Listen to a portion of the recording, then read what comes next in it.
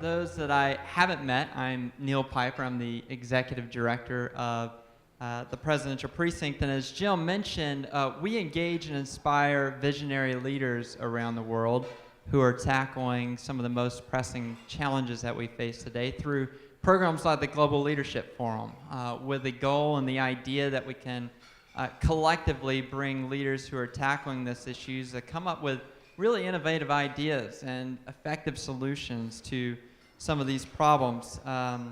And today, as you know, we're joined by leaders from 27 countries, but we're also joined by leaders around the world through a live stream. So I want to welcome those who are joining us from around the world. And you know, the leaders that are here with us today are dedicating their lives. They're in the field, in communities, working to ensure that girls have equal access to quality education, which is what Don alluded to earlier. They're also inspiring girls to become the best versions of themselves. This is very challenging for folks around the world, and so they're inspiring these girls. They're also encouraging them to take on leadership roles, to run for politics, and to run for government office, and also working with boys at an early age to encourage them to embrace gender parity and understanding in their communities. And so over the next 30 minutes, we'll highlight how having access to quality education and mentors can really serve as a catalyst for lifetime opportunities. And over the past 4 days, thankfully it's not 40 days, we've heard from 40 really inspirational leaders who have really inspired us through their powerful stories. And today it is my honor to have with us 4 remarkable women who have spent their careers building institutions, both here in the U.S. and abroad, while at the same time lifting up women around them, mentoring them, and really paving the way for future generations. So to my left is Victoria Harker, who is the Executive Vice President and Chief Financial Officer at Tegna, and Abella Bateyunga, who is the founder of Tanzania Bora Initiative, and She Codes for Change. Abella, we're very proud of. She's a Mandela Washington Fellow alum at the Precinct, and we're very proud of the work that she's doing to really lift up girls across Tanzania. And then to Abella's left, we have Maxsalia Salmon, who's an Atlas Corps Fellow, and is a former Foreign Service Officer at the Ministry of Foreign Affairs and Trade in Jamaica. And then we also, all the way to the left, Elinor Steele, who's a Vice President of Global Affairs, or Vice President of Communications and Women's Initiatives at Tupperware Brands. Tupperware, as Jill mentioned, is one of the big reasons that we're able to host this program. They've been a major partner of ours and have really helped develop out the content and this program and make it special. So I'm just so thrilled that the 4 of you are with us. I feel very fortunate to be able to share the stage with each of you, and I've known a few of you for many years. Some developed new friendships with over the past few months, and I know I'm so inspired by each of your stories and the work that you're doing. So I thought I would just start out by asking each of you if you could just share a little bit about your background and how education's played a role in your story. I'm Victoria, and I am a recidivist CFO, which means I've been a CFO probably all of my career now, but I started out as an English major. I was here at UVA in the early 80s, and at a time when a lot of girls were still being encouraged to go to girls' schools. And I remember my parents telling me the trouble with me was that I don't know my limits. I don't think that was meant as a compliment. But I really wanted to go to the place that had the best English department in the country. And it was important to me. I thought I wanted to go to law school at the time, which went by the wayside after I worked in a law firm for a year.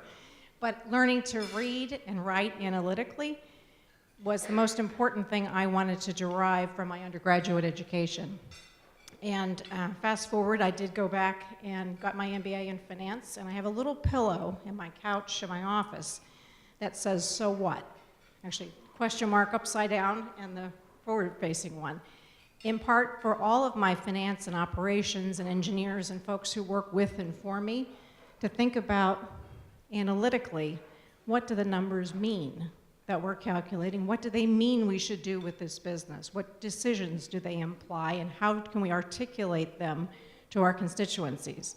So the most important thing I did, unknowingly probably at the time, was having access to the best teachers and professors who taught me to read and write analytically. It was not my financial skills, which came much later in life.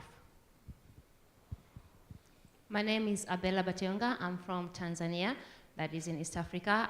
My story is a bit different. I grew up in, I went to school in rural Tanzania, and so the education was there, but the quality wasn't.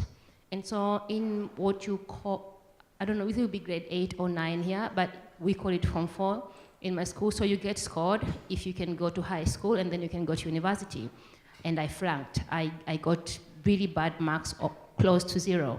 And so I always thought I was smart, but I just keep failing in my test. And then I was moved from public school to English medium school. And then the change on that classroom was that I moved from a classroom of 120 to a classroom of 8. I moved from a classroom where I do not get a relationship to a teacher, what a teacher calls me in the office when I don't handle in something. And so I moved from almost getting 0 to actually get the first class in my high school, to join the university and took my law studies. And it got me thinking to say, I moved from public school to English medium because someone sponsored me. But not every girls in Tanzania get the opportunity to get sponsored, to get this opportunity to change the quality of the school. And so I feel like I owe it to my community for every girl who would get a division 0 in my country to say you're not a 0. That does not define you, because it almost defined me until I refused for it to define me, but also because I got a good support system of my sister, my mother, and people around me. And so for me, what I do right now, I run a social enterprise. Among many things I do, I run a social enterprise called She Codes for Change.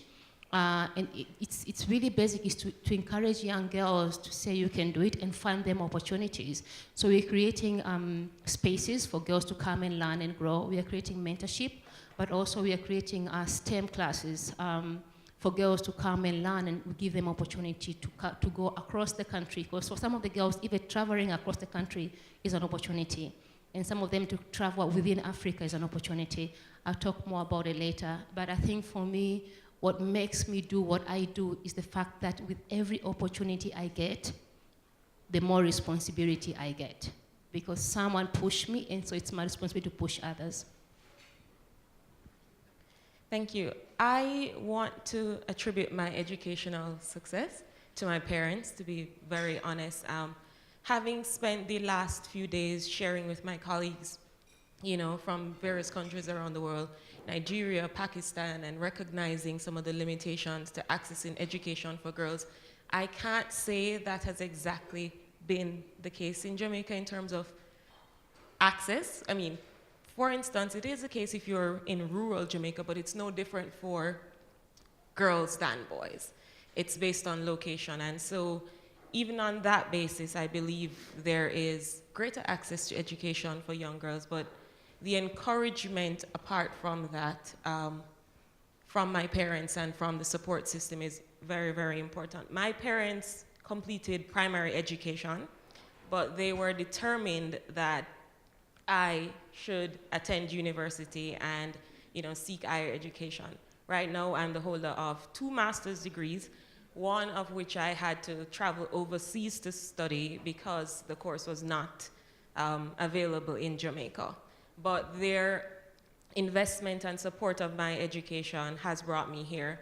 To talk a bit about how education has, helped me to help others, during my first master's degree in clinical psychology, some of you will know that is a female-heavy subject matter.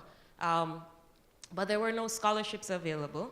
And myself and my friend, the co-founder, she found herself in a financial situation where accessing education became a challenge. And it was out of that scenario and scenarios of my other female colleagues in the class that we decided to start the M&N Foundation for Aspiring Youth.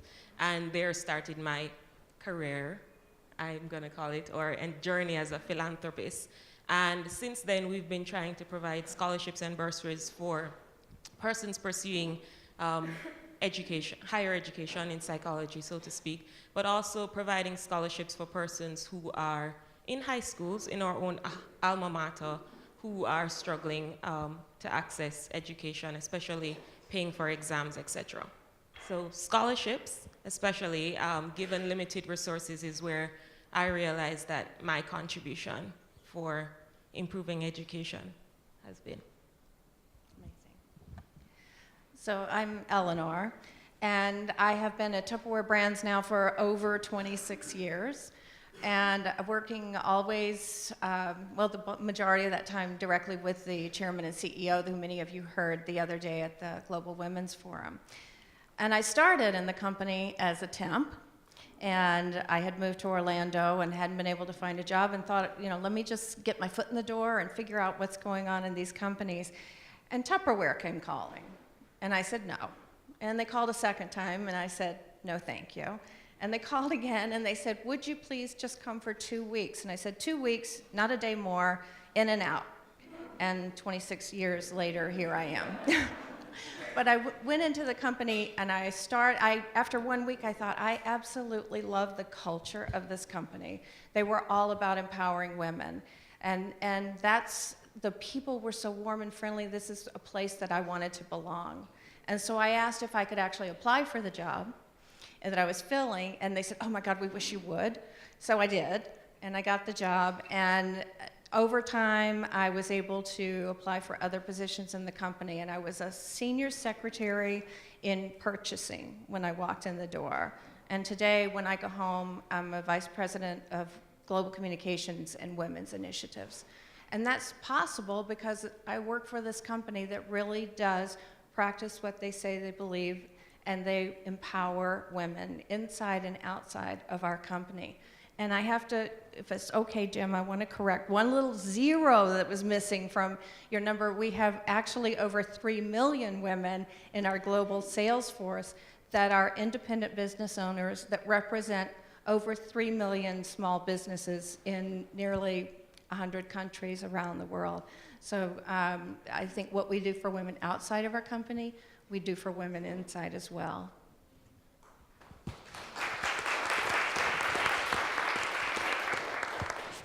A recent UN study found that an additional year of education can add 10% of earning potential for an individual. I'd love to hear from each of you how maybe you or your organization is really lifting up women and girls through education. Well, I'll start, and I've worked for a number of different companies, from energy to telecom to media, and thematically, the way we've approached it have been either through fellowships or internships with students coming into the workforce. So it helps provide a training ground. People rotate from program to program. Every summer I have about 8 to 10 girls and boys at various stages of their development, and then when they become graduate students, they become interns, and then eventually will have roles with the company. But it provides an opportunity for them to see a variety of different functions in the company. And we take them, for example, in my current company, we visit the TV stations, they learn operations, they go and visit printing plants, they do the analytical work with my team in terms of budgeting. So they get to see a lot of different parts of the business, because I do think it helps in decision making. What are you good at? What do you like doing? You're going to spend a long time doing it over the span of your career. So trying on experiences for women in particular who might not otherwise have exposure to those areas has been an important foundational investment for us. And it helps the business too. It's not just because we want to help the students, but also it's a good thing for business. Okay, so if I get a little bit excited, just forgive me beforehand, because I just love what I do, especially when I work with girls. So I'll talk about the social enterprise that I'm running. It's called She Codes for Change. So my story starts actually with Yali. I'm a Yali Fellow 2014, and we were here at Virginia. One day we were at UVA University. I don't remember the session that day, but all that I remember, there was an innovation center, and there were students in there doing something. I'm like, what is that? It looks really colorful and beautiful.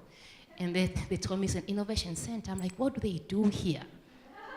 And then they told me what they do. I was like, what is the website? Where can I learn more? And I learned.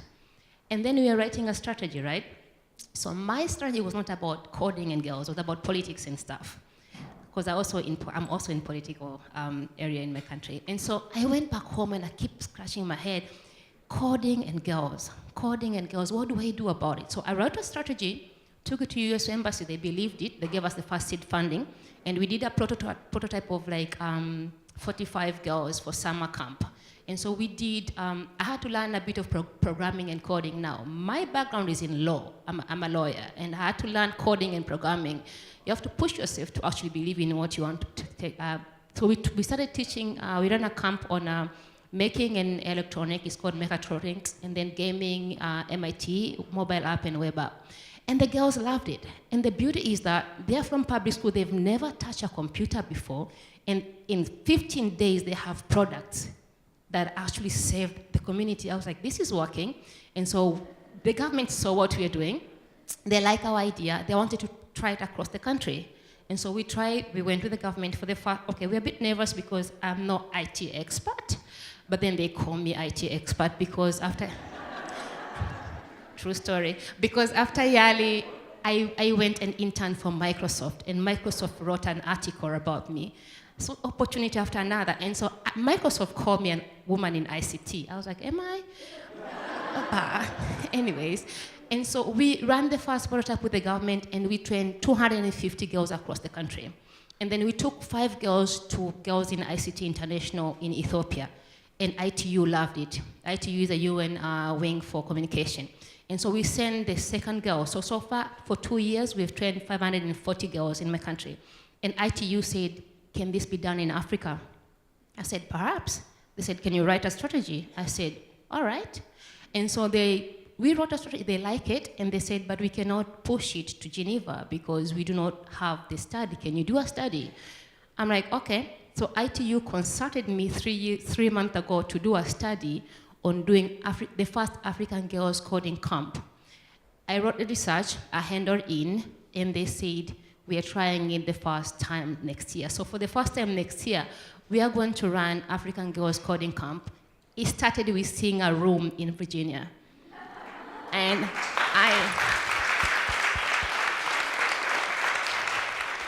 this just goes maybe to even encourage my fellows, and you don't have to have expertise in full on something to engage in it. You spark that interest and you never know. So next year we are going to train 70 girls across Africa, and ITU has committed to do it for the coming 5 years. And so they are starting in Ethiopia, and then we are going to take it in regional. I don't know by 5 years how many girls we will train, but it took a lawyer who had no ICT to write a strategy. I'm excited. That's amazing. That's amazing. Building on what I said earlier about scholarships, I want to spend some time talking about the fact that Jamaica has one of the highest teenage pregnancy rates in the region, and how much that has affected girls' education and access to education after they've had their babies. We do have a few facilities referred to as the Women's Center, which provides assistance for young girls.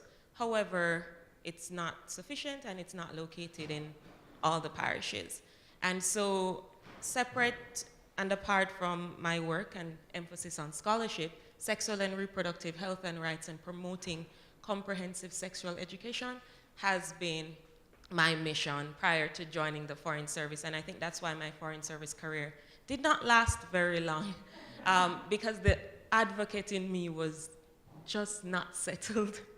It wasn't settled in that career, and so I left the Foreign Service to come here, and I'm serving at the Council on Foundations, trying to figure out how I can further gain the strength and the knowledge I need to grow my foundation and the work that I'm doing back home.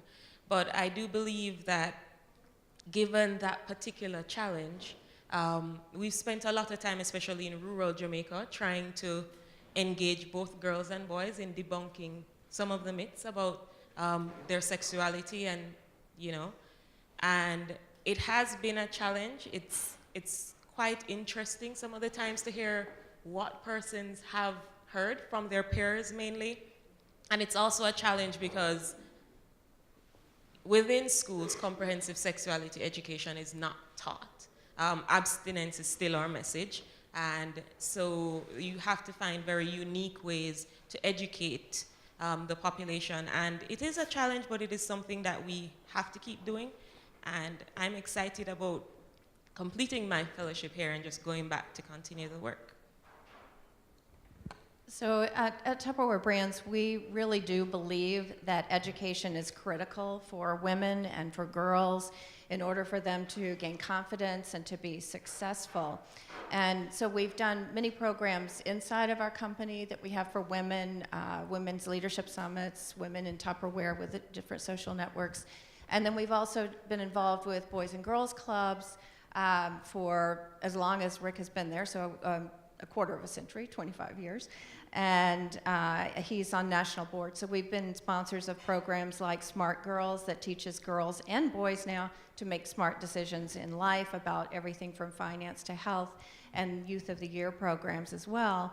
But a program most relevant to this group, especially with our emerging leaders, is the Global Links program that we developed with Rollins College, and Dr. Mary Conway Dadawan is here as well as our two Global Links scholar and student, change maker. But we developed this program. Rick Goings and I came back from a trip to Baghdad, and we saw that there really were no sustainable business opportunities for women.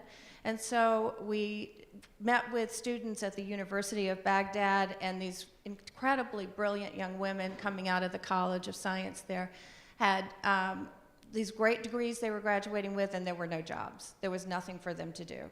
And so we talked to them about starting their own businesses, and they didn't even know where to start. So the program was developed in conjunction with Rollins College to train the trainer, to create a learn and return program. The first scholar came from Iraq, from the University of Babylon. The second scholar was Dr. Sharmista Banerjee, and Shradipta is one of her students. But we train the scholars in the US in entrepreneurship and social entrepreneurship. And then they become the trainer back in their university, and in Calcutta, the University of Calcutta in this case. But training these young leaders how to be an entrepreneur, how to train and mentor other entrepreneurs. And so to date, we've been able to have an impact and train over 4,000 students, faculty, in social entrepreneurship, and then mentor over 120 female entrepreneurs in Calcutta.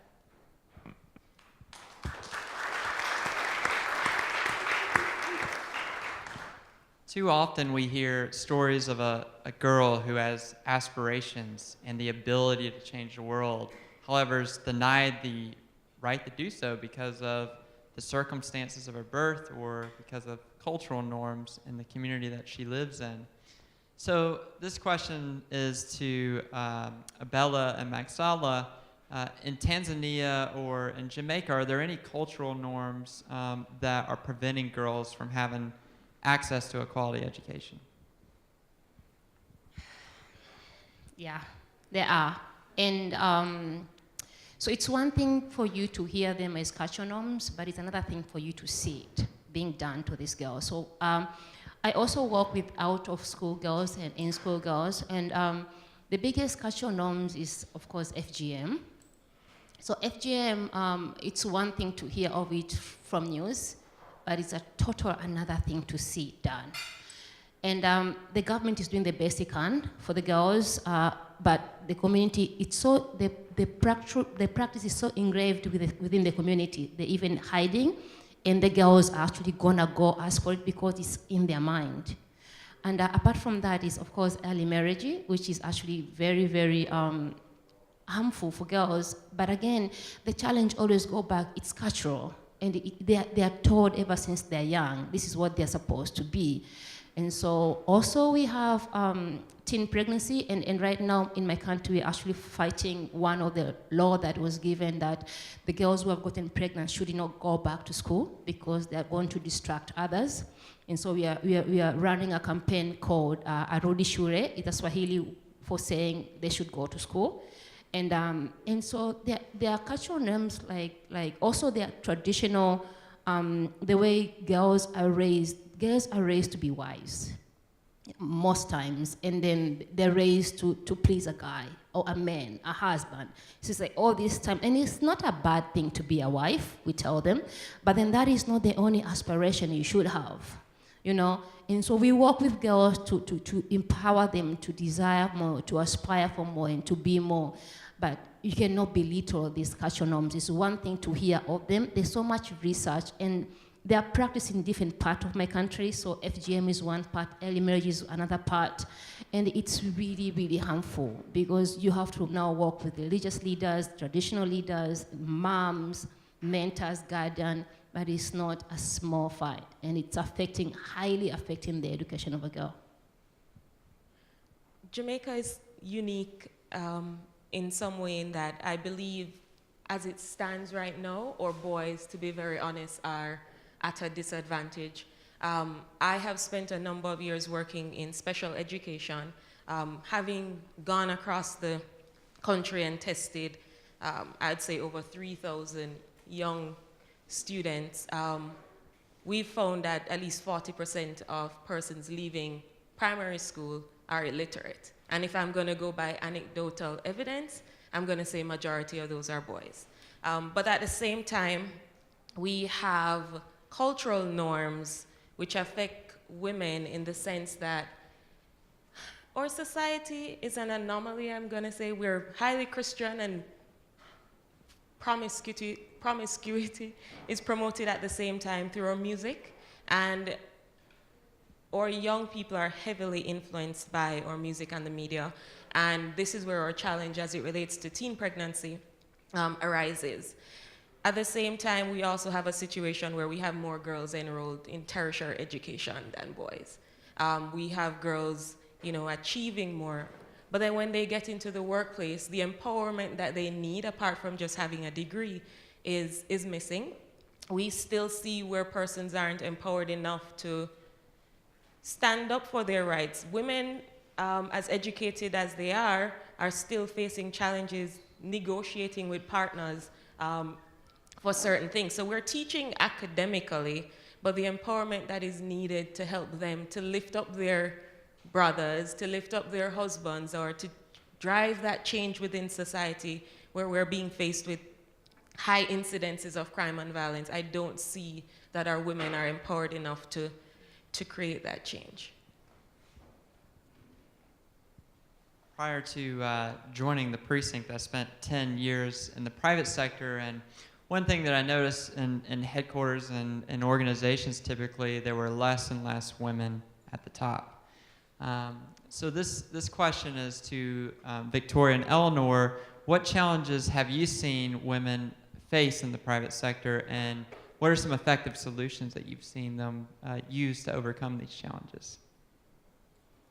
Well, I can report that I was at a breakfast earlier this week in which my company was being, amongst others, awarded for having 50% board representation by women, including the CEO, the chairman of the board, and half of the board, which is remarkable, really. About 20% is usually a high watermark in a lot of U.S. corporate boards.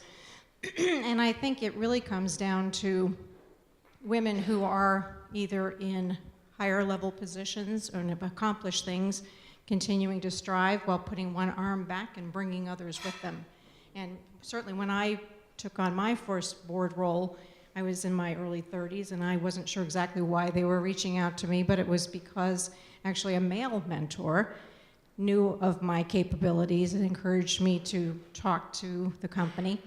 And I have to say, for the first year I was on the board, I wasn't exactly sure why I was there, because there were a lot of CEOs or retired CEOs who have very strongly felt opinions, and it was hard to get a word in edgewise. And then I learned to speak up. And I do think there is there's an opportunity to encourage and pattern and recommend and suggest and nudge other women to do the same thing as we move forward. I knew I liked you. We're a 50-50 board too, just recently, so it feels really good to have made it to that mark. One of the things that we're seeing, and you're mostly probably aware of it, is that men and women are entering companies at the same level, so to speak. But what is happening is as they're there and they're promoted and they move up, the women are dropping out. Their confidence levels are dropping. The men still feel like they're going to make it up to the C-suite. The women are having a harder time. And they're falling out because of what is happening in society, has always happened in society, is that so much of the care roles fall to women. And so when they're leaving their jobs in the middle, it's because of childcare, elder care, maybe husband gets transferred and she moves along with him. And so there's this fallout in the middle, and that's where we really need to fix this, because if we want women to make it up to the C-suite, we've got to keep them in the pipeline and keep them working and giving them assignments that are preparing them to move up to the C-suite. And so that those women in the C-suite that usually get elected to boards, because most boards want CEOs, that number right now is only about 19 to 20%, on average. So we really need to put some hard work in there. And what some other companies are doing that I really admire and I'm aware of too, one is Vodafone, one is Barclays Bank, but they're actually running programs that are 12-month programs, retraining women to get them back up to the level where they were when they had to drop out of the workforce, so that they can enter back in the same level where they left or even higher and earn the same types of salaries. With names like, one of the courses is called Encore, one is Reconnect, but it's getting women back on pace to enter the workforce. And I really admire what you said. I have also been fortunate to have a male mentor and sponsor who just happens to be my boss and the CEO. But the importance of education comes in where I look at all of you young leaders, and you all have something I don't have, and I can never have probably at this stage in my life, and that's an undergraduate degree.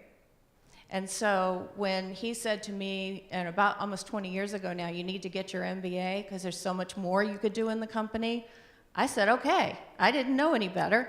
And I went and I applied, and I was able to convince the graduate school that I could do the work, and I needed to do the work because my mentor said, I believe in you, and you need this for your career. And I had multiple years of experience, in a corporate world, lived overseas, worked with boards of directors, worked with every functional head of every department in our company. And I got accepted, and I did the work, and I got my MBA. So don't let anybody stop you.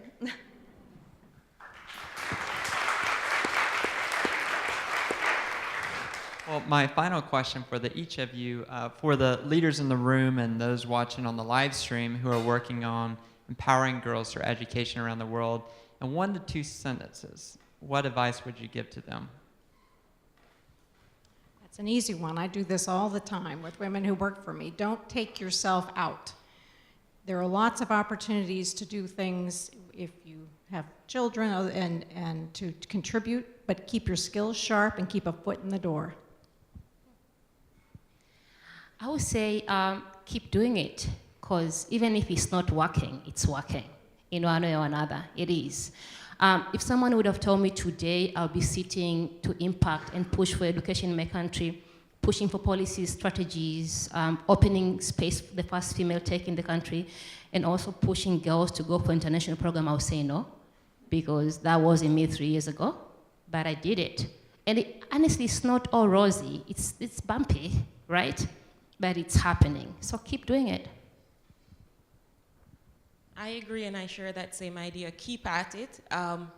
Each one teach one or each one, we can all create a change, no matter how small it may seem. We're changing lives, and we should just keep doing it. And I do believe that once women are empowered, communities are empowered. And I just say, dream big. Keep dreaming, don't stop dreaming. And don't let anybody spoil your dreams. You know what they are. Keep at it until you accomplish it. And do what you have to do to get it done.